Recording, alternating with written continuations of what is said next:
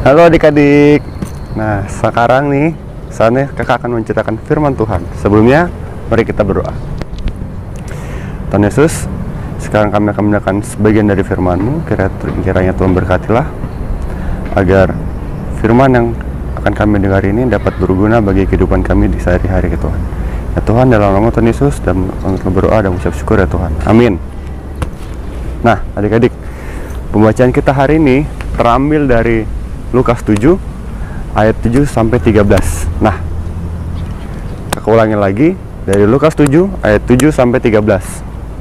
Untuk itu, sekarang adik-adik buka Alkitabnya dan kemudian baca dulu ya. Setelah itu nanti nonton kakak lagi, oke?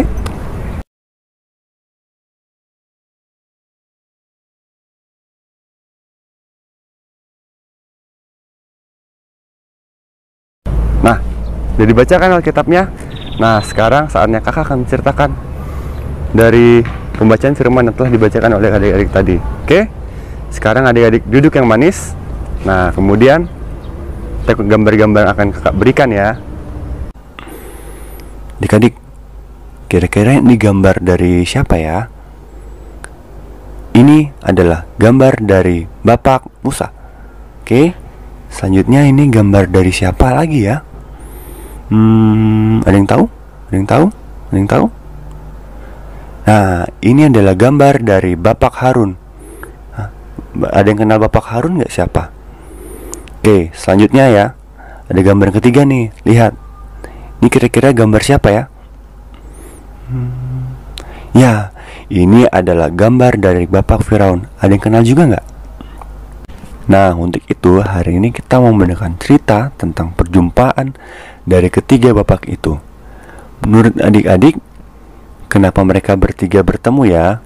Oh, ternyata mereka bertemu karena Musa dan Harun membawa pesan dari Tuhan untuk Firaun, yaitu agar Firaun mau membebaskan bangsa Israel sehingga bangsa Israel bisa keluar dari Mesir.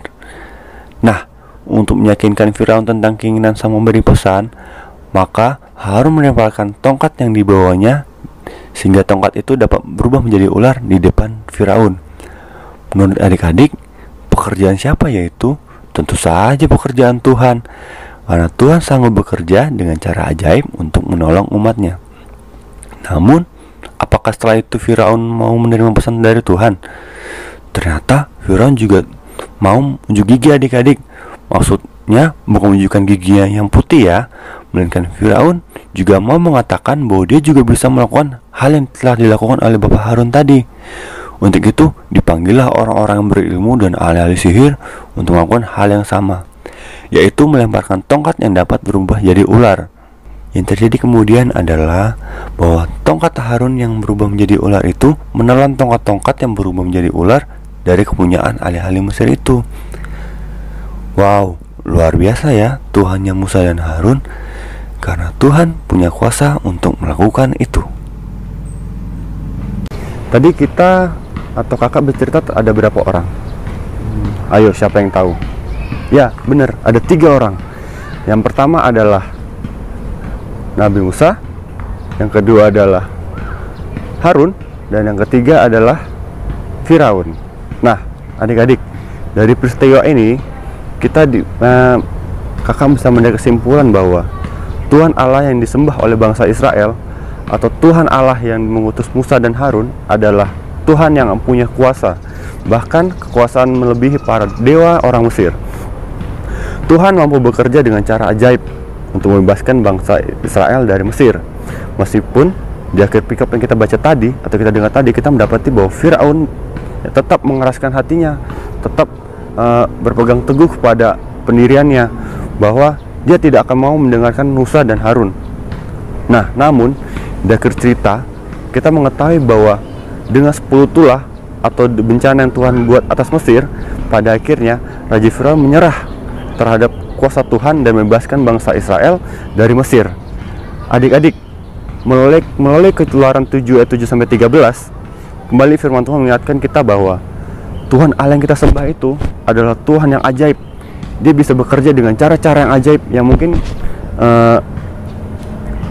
Kita tuh sebagai manusia mungkin berpikir bahwa itu tidak sanggup untuk kita dilakukan oleh siapapun, tapi Tuhan itu sanggup untuk melakukannya. Nah, iya, seperti tadi yang kita dengarkan tadi, ya, bahwa Dia sanggup untuk membebaskan bangsa Israel dengan cara-cara yang ajaib. Nah, cara-cara yang ajaib yang Tuhan berikan adalah dengan membebaskan bangsa Israel dan Mesir dengan menyatakannya melalui mujizat, yakni tongkat yang dapat berubah menjadi ular tadi. Meskipun untuk kali kedua Firaun tidak mau mendengar Musa, namun dengan tongkat Harun yang menelan tongkat-tongkat yang dikeluarkan oleh ahli-ahli yang disiapkan oleh si Firaun, itu mengatakan bahwa kepada kita bahwa kuasa Tuhan jauh melebihi kuasa manusia.